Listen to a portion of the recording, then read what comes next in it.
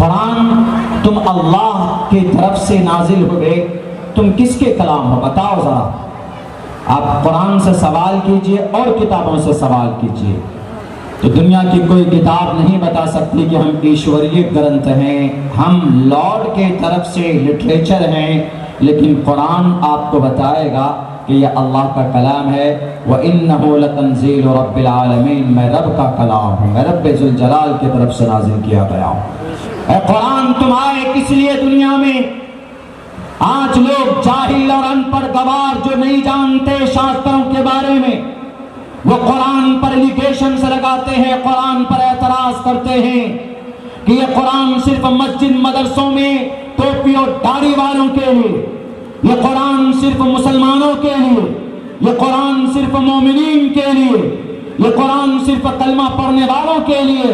غلط سوچ ہے، یہ قرآن سب کے لیے ہے، ہر انسان کے لیے۔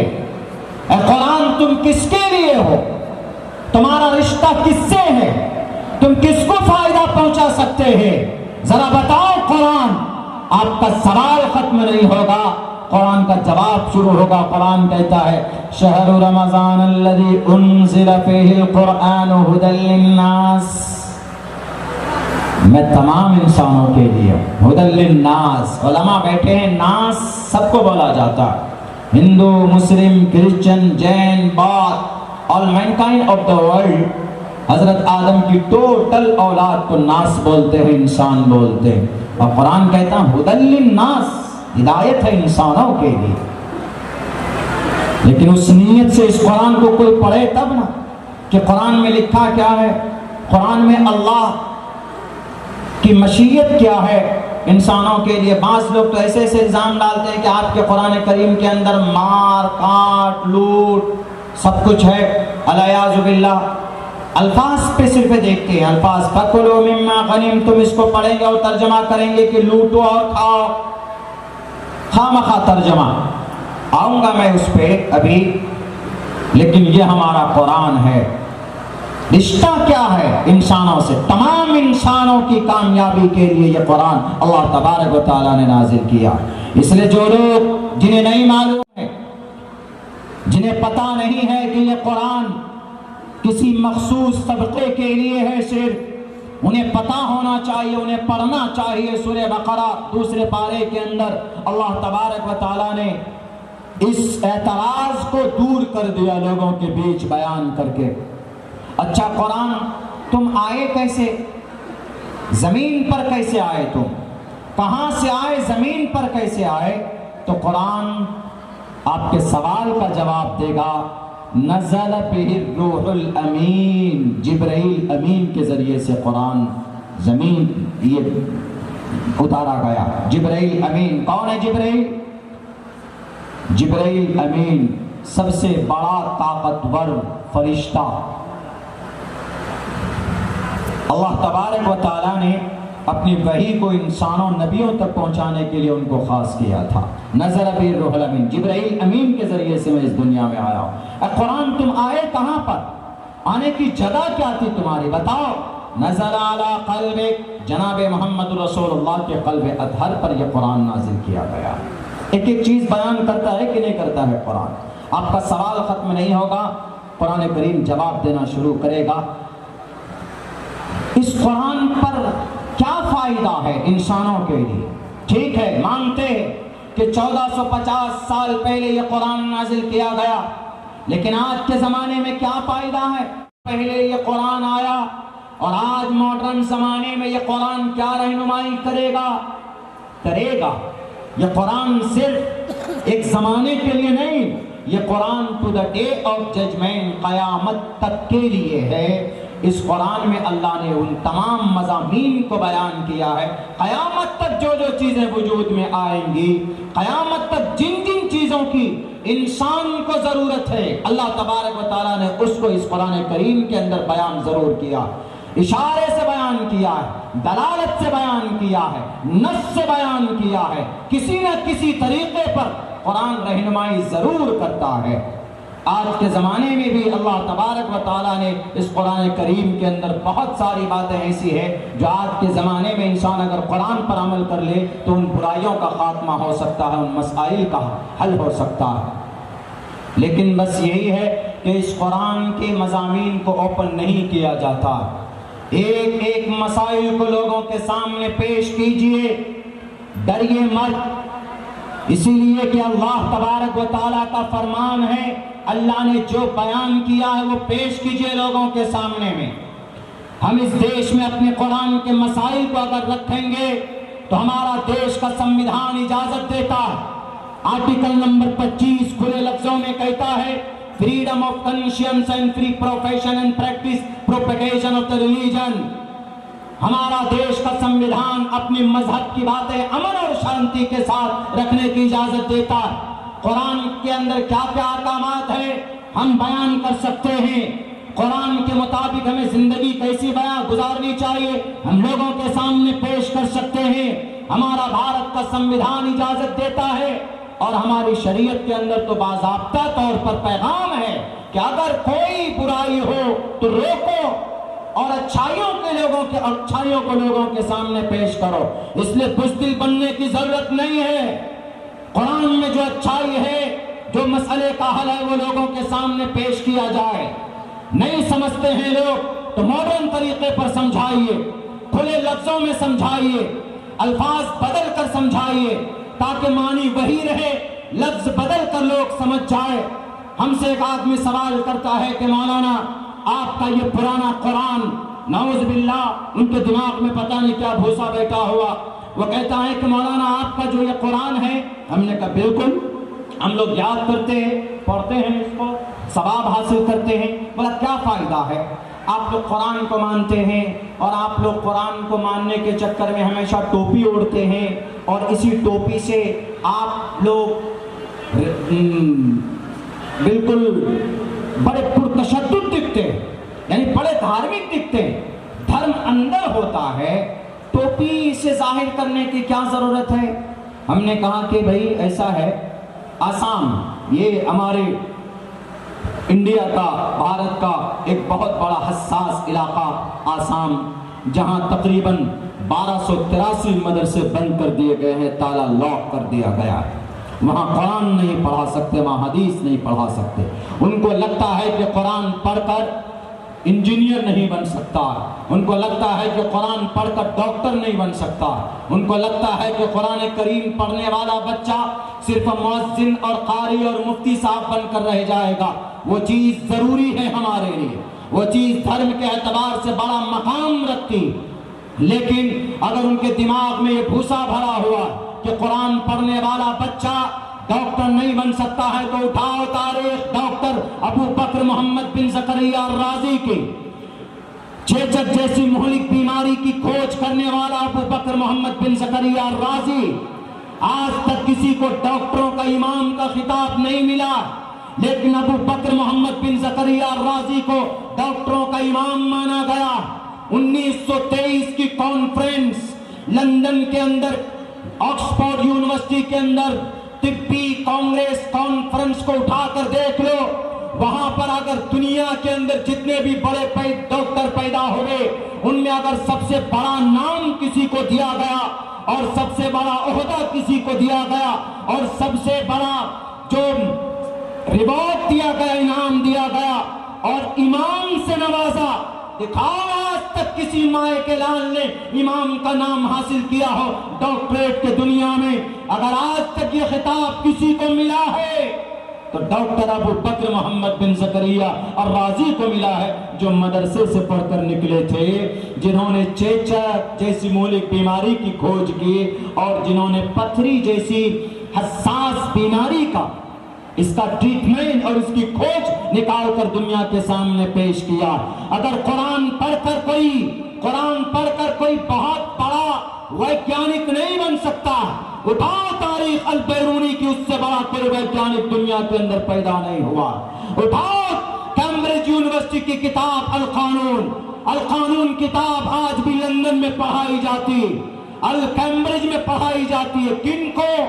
چھوٹے موٹے پروفیسر کو نہیں، بلکہ جو MBBS کے بعد MD بنتا ہے، MBBS کے بعد MD بنتا ہے، MD بننے کے لیے میڈیکل کے طالب علموں کو، اسٹوڈنٹ کو، وہاں کے بچوں کو سب سے بڑی کتاب تھیوری کی اگر پڑھائی جاتی ہے تو اس کتاب کا نام القانون ہے، اور القانون کتاب میں 10 لاکھ الفاظ ہیں، اور اس کتاب کو لکھنے والا کوئی بڑا ڈاکٹر نہیں تھا، بلکہ اس کتاب کو لکھنے والے کا نام شیخ حسین ابن علی سینا ہے، جو 11 سال کی عمر میں حافظ قرآن بن گئے تھے۔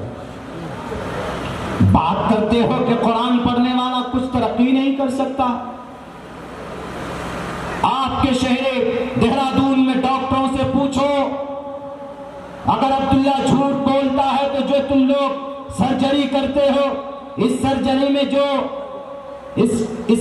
میں جو چھوٹے چھوٹے جو آلات استعمال کرتے ہو، سیزر استعمال کرتے ہو، بلیڈ استعمال کرتے ہو، اور بھی لوہے کے آلات ہیں، ان آلات کو بنانے والا گرو کون؟ ابو القاسم الزہراوی، جن کا نام بدل کر آج کے زمانے میں ابو القیس البوکسیس نام رکھ دیا۔ He was a student of a مدرسہ، وہ مدرسے کے پڑھے لکھے تھے۔ یہ تو دماغ میں بٹھا دیا گیا کہ نہیں قرآن پڑھنے والا حافظ بنے گا، تو کون سی بری بات ہے؟ دنیا کے اندر میں یہ بہت پیسے نہیں کما سکتے، دنیا کے اندر ان کو اگر بڑا عہدہ نہیں مل سکتا دنیاوی اعتبار سے، تو کوئی فکر کی بات نہیں ہے۔ کل قیامت میں سب کے سب نفسی نفسی کے عالم میں ہوں گے، ہر انسان پریشانی کے عالم میں ہوگا، لیکن وہاں پر جو عہدہ ایک حافظ قرآن کو ملے گا، ان کے والدین کو جو روشن تاج پہنایا جائے گا، وہ کسی منسٹر کو نہیں ملے گا، کسی CM کو نہیں ملے گا، کسی MP MLA کو نہیں ملے گا، کسی DM کو نہیں مل سکتا، کسی ادیوگ پتی کو نہیں مل سکتا، کسی بڑے ترم خاں کو نہیں مل سکتا۔ جو مقام کل قیامت میں اللہ تبارک و تعالی حشر کے میدان میں ایک حافظ قرآن سے کہا جائے گا کہ حافظ،